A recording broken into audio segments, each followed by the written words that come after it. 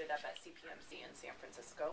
Dr. Esquivel and Dr. Cox are our chiefs. Dr. Cox is the chief hepatologist and Dr. Esquivel is the chief surgeon. And they've been working together for about 20 or 30 years. Oh, wow. We've done a lot of transplants. This slide says over 500. I'm sure it's closer to 750 or 1,000 at this point. We're often the busiest program in the country. It's usually us or Pittsburgh. And how long did you say they've been working together again? It's amazing, like 20 years, 20 to 30 years. That's pretty cool. That's what I think is really neat. That is. So today you're going to meet Dr. Lou. She's our hepatologist who's on service this week. What is a hepatologist? That's a it's a liver doctor, and okay. she's a pediatric. So she trained in pediatrics and then specialized in livers. Gotcha. Transplant surgeon. It says Dr. Bonham, but I do believe it's Dr. Concepcion today. There's Dr. Bonham, Dr. Concepcion, and Dr. Esquivel, actually, and Dr. Gallo. There's quite a few surgeons, but I think you're meeting Dr. Concepcion today.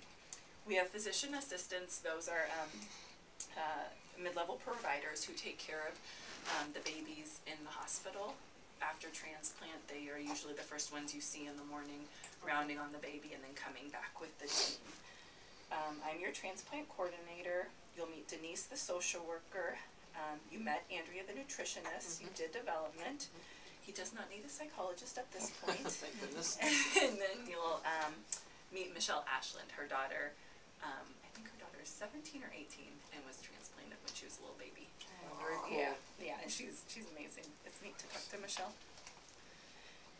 So why are you here? Because he will likely be listed for liver. He will be listed for liver transplant, and you're here to learn more information. So today what we'll do, the doctors will all examine him.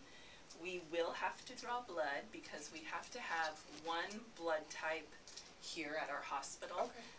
And then there's also some other things as part of the workup that we'll draw today to get out of the way. But we won't take more than he can handle.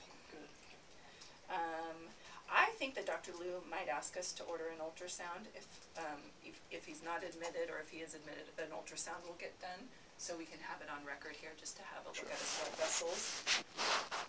Team consults, that's us. So I'm sure you guys are well versed in the side effects of liver disease. Obviously there's the jaundice and the yellowing. At times they might be itchy because of the bile salts in the skin. Yeah, I was wondering that. He just started doing that with his ears. Yeah. It's probably his bilirubin being high and the bile salts going to the skin. So sometimes babies will take Benadryl for itching or Atarax. So if that becomes an issue, then the doctor can definitely do that. Perfect. Good timing. Hi there. I'm Dr. Lou. I'm the liver transplant doctor on service, and then you'll meet Dr. McKenzie. She's coming in a few minutes after me. I'm going to say this is Mr. Jackson, huh? All right, well, I'm not going to interrupt his feeds too much. We were able to kind of read through all of the history and stuff, but if everyone could kind of introduce themselves, that'd be great. I'm Allie. I'm the mom. Great, nice to meet you. I'm Dad. Nice Jason. to meet you. Nice to meet you. Lori, grandma. Grandma. Great-grandfather Dick. Okay. I'm Karen, great-grandmother. My gosh, look at all these grandparents who've got looking after him from that standpoint.